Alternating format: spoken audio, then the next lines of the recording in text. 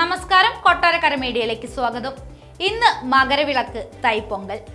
തീർത്ഥാടക ലക്ഷ്യങ്ങൾക്ക് ദർശന പുണ്യം പകരാൻ ഇന്നത്തെ സന്ധ്യയിൽ ശബരിമലയുടെ കിഴക്കൻ ചക്രവാളത്തിൽ മകരജ്യോതി ഉദിച്ചുയരും.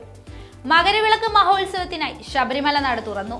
സന്നിധാനത്ത് ഭക്തജനങ്ങളുടെ വൻ തിരക്കാണ് അനുഭവപ്പെടുന്നത്. 10,000 കണക്കിന് ആളുകളാണ് അയ്യപ്പ ദർശനത്തിനായി കാത്തിരിക്കുന്നത്. മകരവിളക്ക് ഉത്സവത്തോട് ബന്ധപ്പെട്ട് മകരസംക്രമ പൂജ പുലർച്ചെ 2:45 പൂർത്തിയായി. ഉച്ചയ്ക്ക് 1 മണി വരെയാണ് ഭക്തജനങ്ങൾക്ക് ദർശനം അനുവദിക്കുക. രാവിലെ 9 മണി മുതൽ നിലയ്ക്കലിൽ നിന്നും 11:30 വരെ പമ്പയിൽ നിന്നും മല കയറുന്നതിന് നിയന്ത്രണമുണ്ടായിരിക്കും. മകരജ്യോതി ദർശനം കാത്ത് സന്നിധാനത്ത് മാത്രം 2 ലക്ഷത്തിലധികം ഭക്തജനങ്ങളാണുള്ളത്. തിരുവാഭരണ ഘോഷയാത്ര വൈകിട്ട് 5:30 ശരക്കുത്തിയിലെത്തും. വൈകിട്ട് 6:30 മഹാദീപാരാധന നടക്കുക.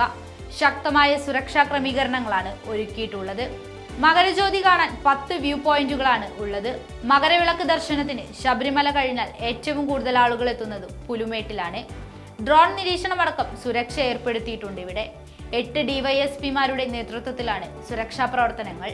തൈപ്പൊങ്കാല, മകരശീവേലി, മകരവിളക്ക് എന്നിവ പ്രമാണിച്ച് സംസ്ഥാനത്തെ 6 ജില്ലകൾക്ക് ഇന്ന് അവധി പ്രഖ്യാപിച്ചിരിക്കുകയാണ്.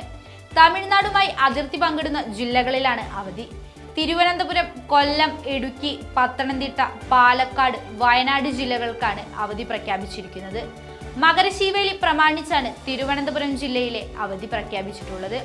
കൊല്ലം, പത്തനംതിട്ട, ഇടുക്കി ജില്ലകളിൽ മകരവിളക്കുമായി ബന്ധപ്പെട്ടാണ് അവധി.